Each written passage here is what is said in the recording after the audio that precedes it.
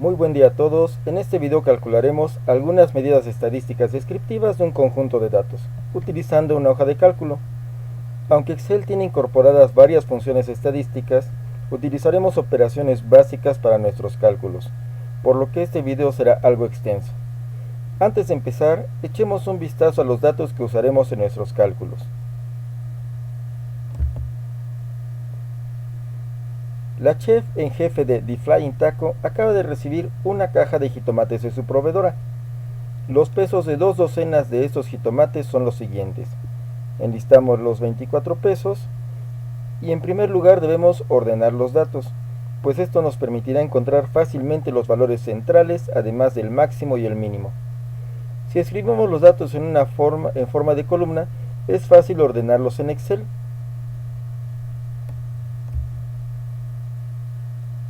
Los pesos ordenados me permiten notar que el peso mínimo es 6.2 onzas y el peso máximo es 8.4 onzas.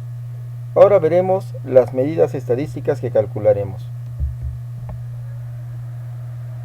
Las principales medidas estadísticas descriptivas son las medidas de tendencia central, la media, la mediana, la moda y el rango medio, las medidas de dispersión, el rango, la varianza y la desviación estándar, como medidas de posición los cuartiles y los percentiles, y como medidas de forma el sesgo y la kurtosis. Empecemos por las medidas de tendencia central, que se encuentran a la mitad de un conjunto ordenado de datos.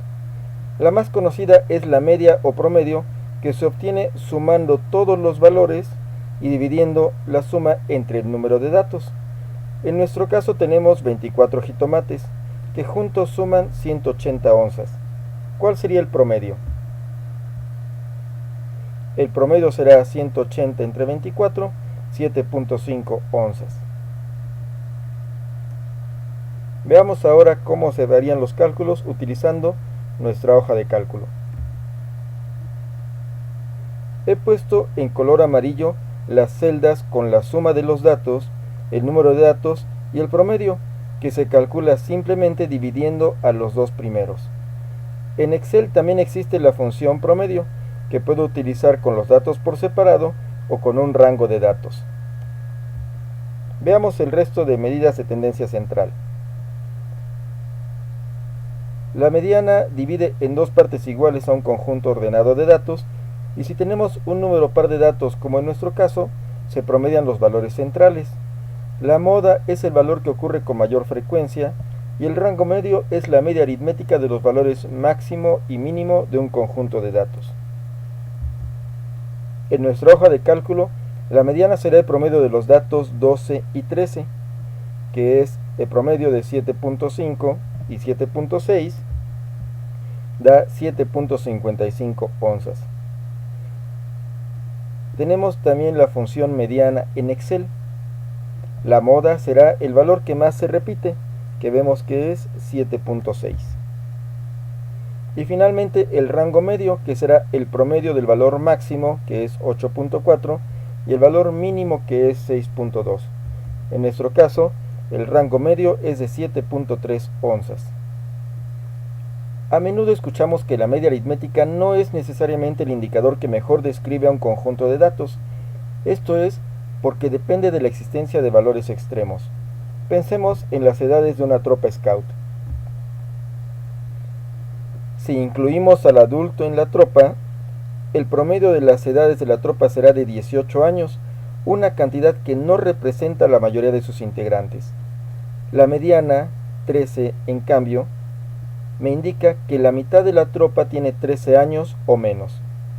Otro ejemplo sería el salario. ¿Dónde me conviene trabajar? Veamos los salarios de dos empresas y sus promedios.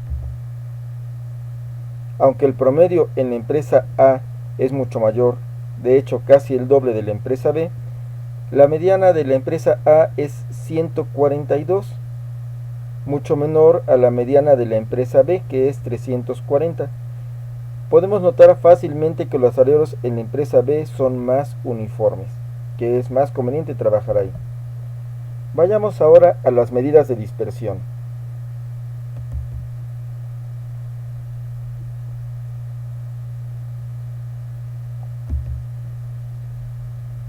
Las medidas de dispersión miden la concentración de los datos respecto a la media aritmética.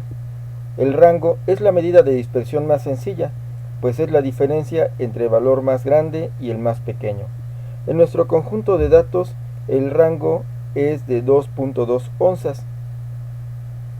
Para calcular la varianza, debemos crear una columna nueva en nuestra hoja de cálculo y en esta columna restar de cada dato la media aritmética. Podemos ver que en nuestro primer renglón,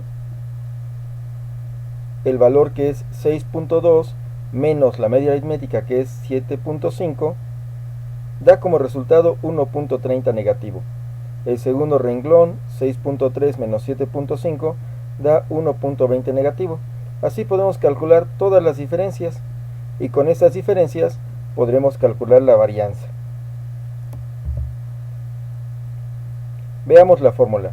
Para calcular la varianza debemos elevar al cuadrado las diferencias que calculamos hace ratito, sumarlas y dividirlas entre el número de datos menos 1.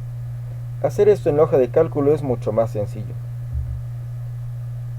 En primer lugar, elevamos al cuadrado cada una de las desviaciones que obtuvimos hace rato y calculamos la suma que da 6.44. Ahora vamos a dividir esta suma entre el número de datos menos 1, es decir, vamos a dividir 6.44 entre 23. Con esto obtenemos una varianza de 0.28. Con la varianza podemos calcular la desviación estándar simple y sencillamente calculando su raíz cuadrada, que me da 0.529. La varianza también se puede calcular con funciones de Excel. Esta varianza que obtuvimos se llama varianza muestral y podemos también calcular la varianza poblacional con la función var_p. Vayamos ahora al cálculo de las medidas de posición. Hay que aclarar que a partir de este punto hay muchas formas de calcular las medidas estadísticas y solo veremos unas cuantas de ellas. Los cuartiles son una medida de posición que casi siempre se considera difícil. Sin embargo, los cuartiles dividen a nuestro conjunto de datos en 4 partes iguales. El primer cuartil separa al primer cuarto de mis datos del resto. El segundo cuartil separa a la mitad de los datos del resto. Y el tercer cuartil separa a las 3/4 partes iniciales de mis datos del resto. Una fórmula sencilla para calcular la posición de los cuartiles sería el primer cuartil, el número de datos más 1 entre 4. El segundo cuartil, el doble del primero, o sea, n más 1 sobre 2. Y el tercer cuartil, el triple del primero. En nuestro ejemplo, n vale 24, porque es el total de datos.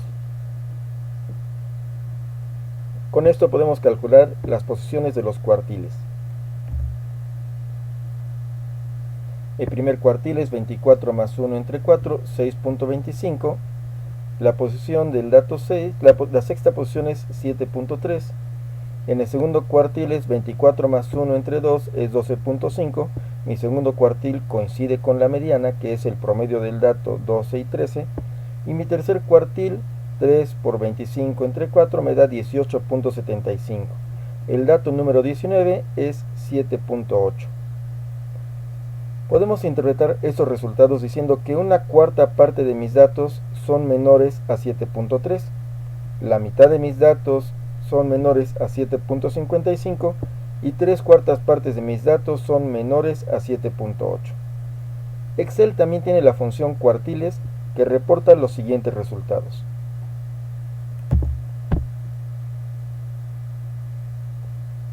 Aunque coincide para nuestros datos, el primer cuartil es 7.3, el segundo 7.55 y el tercero 7.8, no siempre es así, pues Excel calcula los cuartiles de una forma distinta. Antes de explicarla debo de aclarar que, aunque es más complicada, es un método muy general que sirve para otras medidas de posición, como los deciles y los percentiles.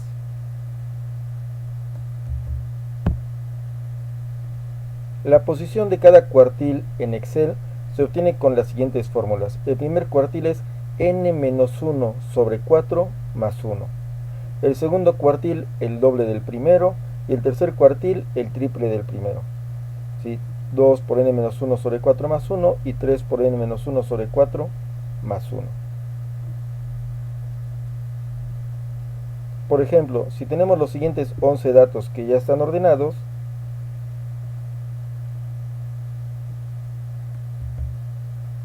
el primer cuartil, la posición del primer cuartil se obtiene como 11 menos 1, 10, entre 4, 2.5, más 1, 3.5. El primer cuartil estaría en la posición 3.5. La posición 3.5 se obtiene promediando el tercer y el cuarto datos, que me da 1.7 más 1.8 entre 2, 1.75. El segundo cuartil, 2 por 11 menos 1 entre 4 más 1, da 6. El segundo cuartil o la mediana estarán en la posición 6, que es 2.1.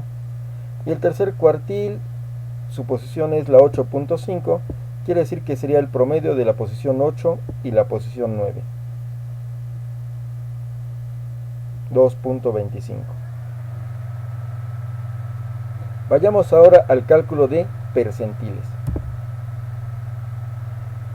Los percentiles dividen al conjunto de datos en 100 partes iguales y se calculan con la fórmula que se muestra. Los percentiles son muy importantes porque tienen equivalencias con otras medidas de posición. El primer cuartil es equivalente al percentil 25. El segundo cuartil es equivalente al percentil 50 o mediana. Y el tercer cuartil equivale al percentil 75. También los deciles se pueden obtener calculando primero los percentiles. El primer decil sería el percentil 10, el segundo decil sería el percentil 20 y podemos continuar así.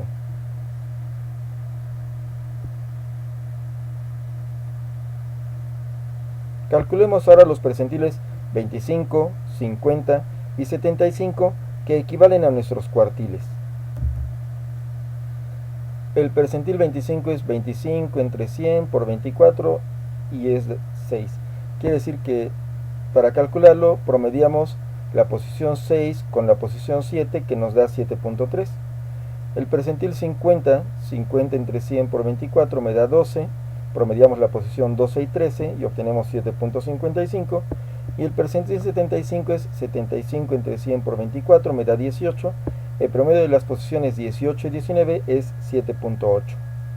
Excel también tiene la función percentil.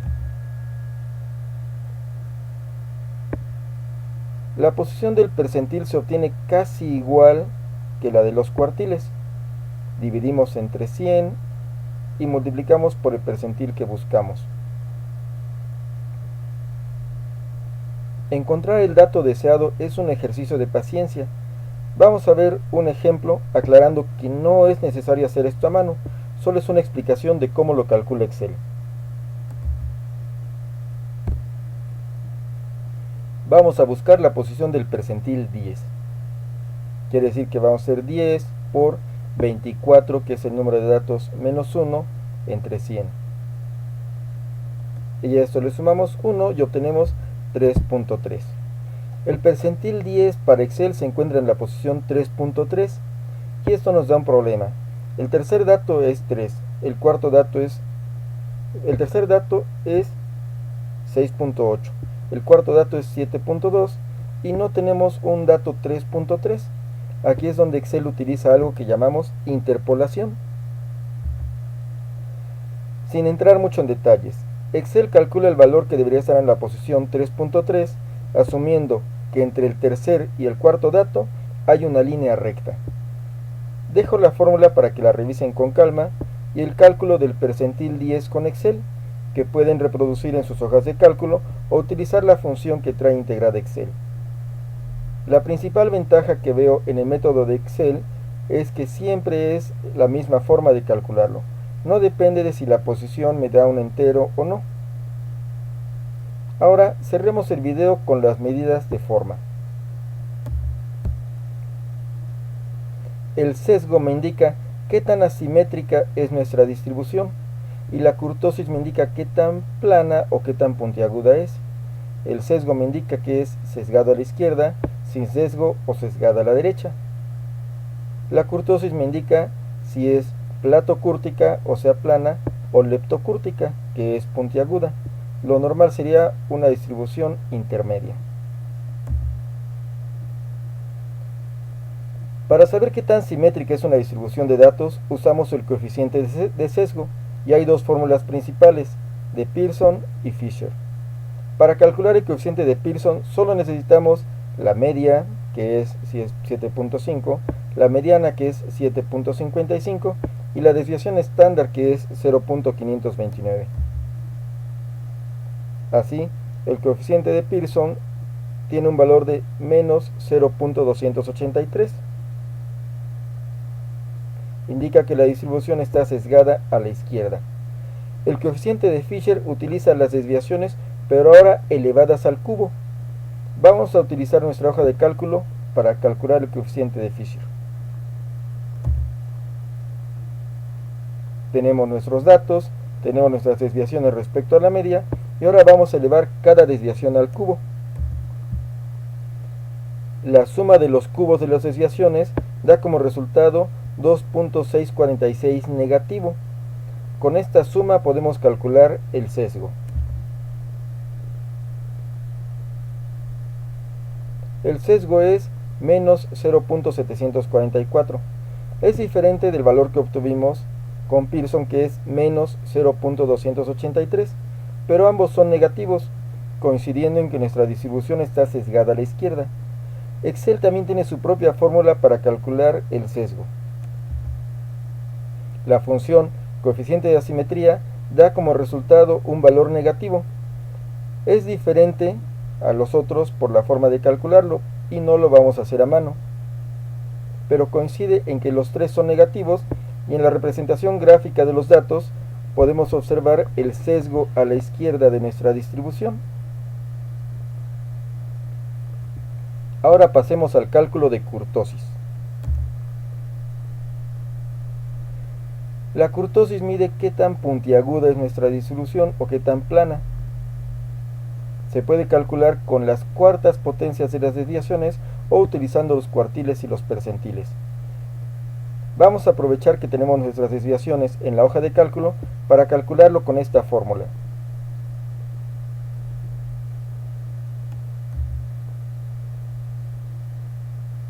Igual tengo mis datos, mis desviaciones, y ahora calculo la cuarta potencia de las desviaciones. Al sumarlas tengo como resultado 6.426, y con ese dato calculamos la kurtosis. La kurtosis me da un valor positivo, que es 0.415. Si la calculo con Excel con la función kurtosis, el resultado sería 1.193. En ambos casos la kurtosis es positiva, lo que significa que nuestra distribución es leptocúrtica, o un poco más puntiaguda que una distribución normal. Voy a terminar el video poniendo los encabezados de las columnas que hice en mi propia hoja de cálculo, para que puedan duplicarlas por su cuenta.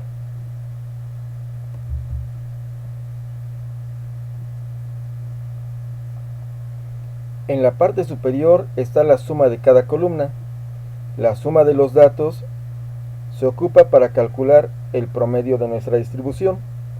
La suma de las desviaciones debería dar 0 o un valor extremadamente pequeño. La suma de los cuadrados de las desviaciones se utiliza para calcular la varianza, y con la varianza puedo calcular la desviación estándar. La suma de los cubos de las desviaciones se usa para calcular el sesgo, y la suma de las cuartas potencias de las desviaciones se utiliza para calcular la kurtosis. Hacer todos estos cálculos a mano sería extremadamente tedioso, por eso les propongo utilizar una hoja de cálculo.